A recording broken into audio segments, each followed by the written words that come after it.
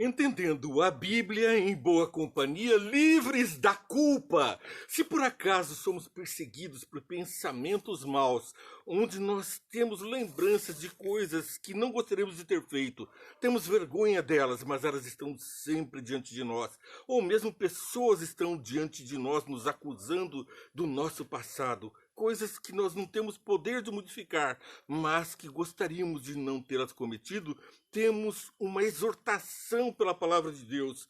Romanos capítulo 8, verso 1. Portanto, agora já não há condenação para os que estão em Cristo Jesus.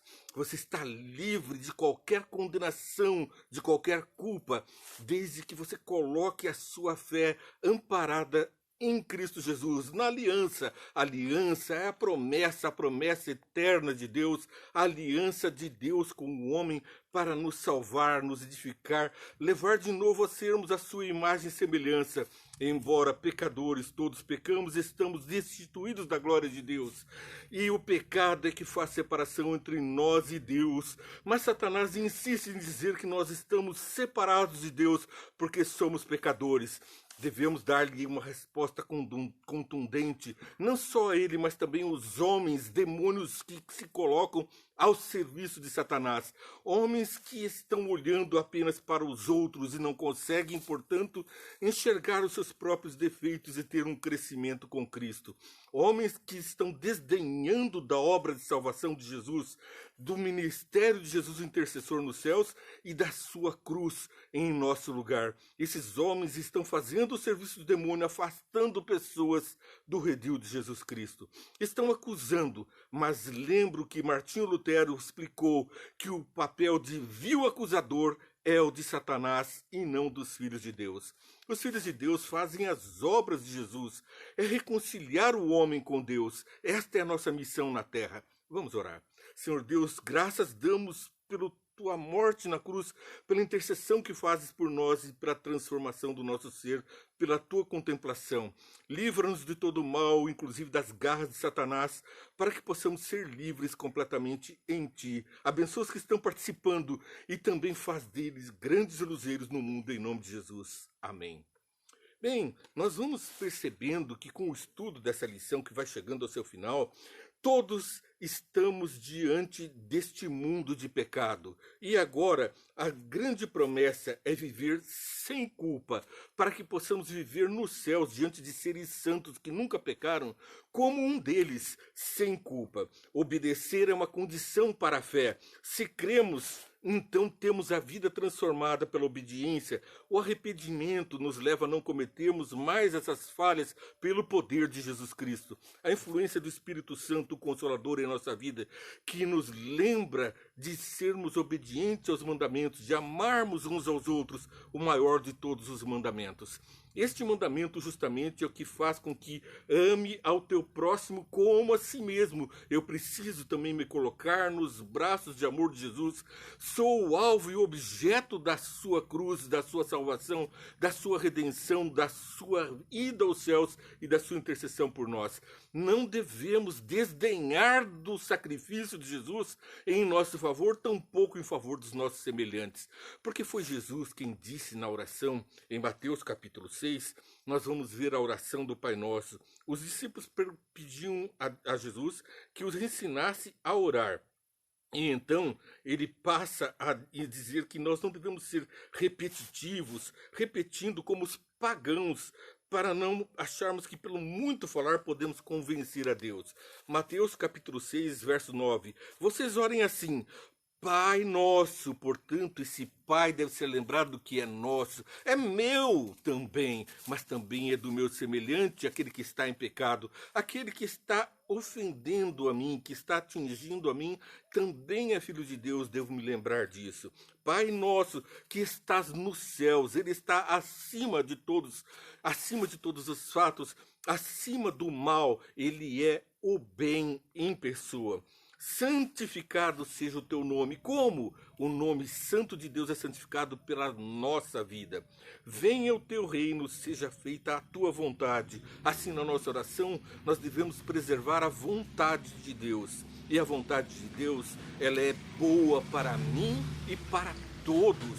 Bem, Seja feita a sua vontade, assim na terra como nos céus.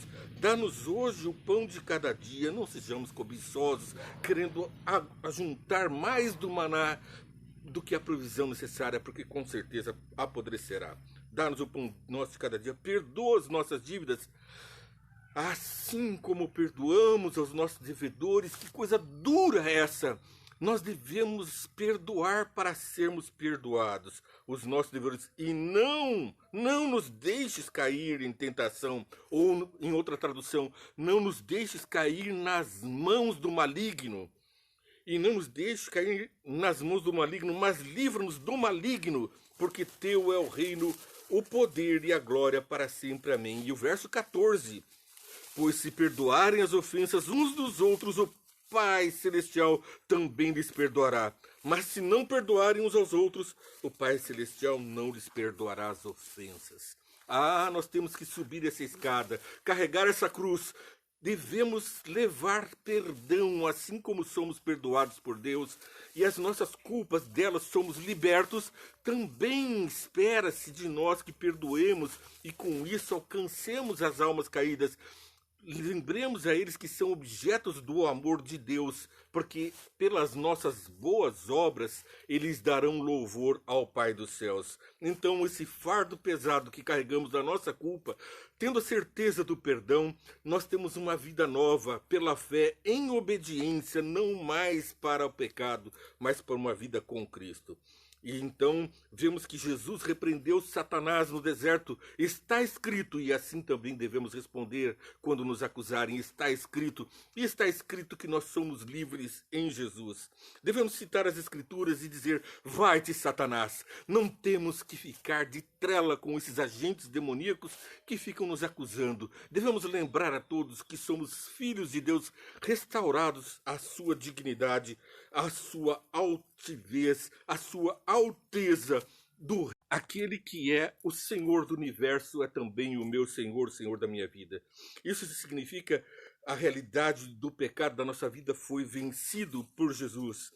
Não vivemos mais sobre a condenação do pecado e também muito menos sobre a condenação de Satanás e também da condenação das pessoas. Mas se alguém está te acusando, presta atenção, vê se não tem razão. É mais fácil aprender com o tolo e mesmo mais prudente que olhemos para o que estão dizendo sobre nós para termos um crescimento. Essas pedras que se colocam nos nossos caminhos, na verdade, são degraus, são mirantes para que possamos enxergar melhor o eu e o horizonte e termos um crescimento.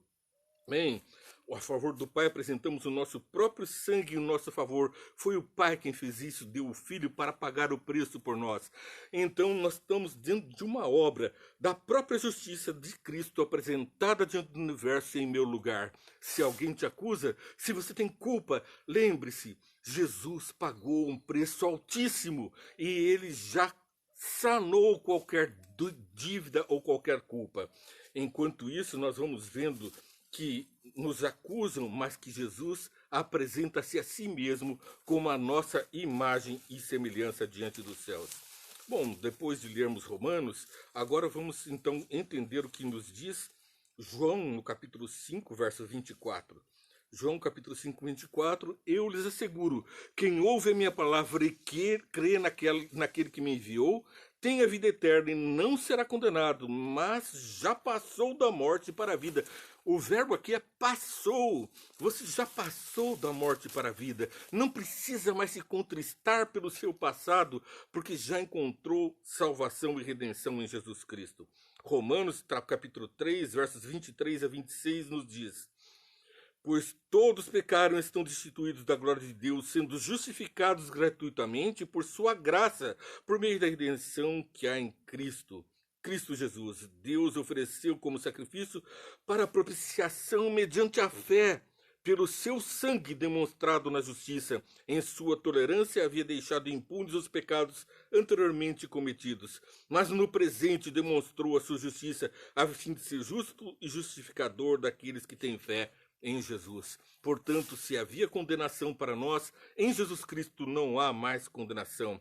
Se antes pessoas estavam oferecendo sacrifícios na velha aliança, cordeirinhos, para substitutivos dos seus pecados, apontando que Jesus viria, ele já veio. Nós já estamos substituídos, o nosso pecado está enterrado e a glória de Jesus é que nos leva para os céus. Segundo Coríntios capítulo 5, verso 21. Deus tornou pecado por nós aquele que não tinha pecado, para que nele nos tornássemos justiça de Deus. Você ainda tem dúvida? Você se tornou justiça de Deus, obra-prima da sua criação, obra da sua misericórdia para intercessão por um mundo que está em ruínas, como eu, em frangalhos diante do pecado, restaurado pela mão, pelo braço forte, pela cruz, pela coroa de espinho, pelos cravos nas mãos, pelos joelhos ralados naquele calvário, carregando a cruz, esfolado por orações, suando sangue. Jesus pagou o preço e pagou muito bem pago por toda a humanidade. Você, obra-prima da criação, restaurado à imagem e semelhança de Jesus. E Jesus diz: eis que tudo é muito bom. Porque depois que criou o homem no paraíso, antes tudo era bom. Quando fez o homem naquela sexta-feira, no sábado, ele dizia: tudo é muito bom. De novo, filho volta para o pai. Você acaba de assistir Entendendo a Bíblia em Boa Companhia, todos os dias com você, para a edificação da glória de Deus nessa terra.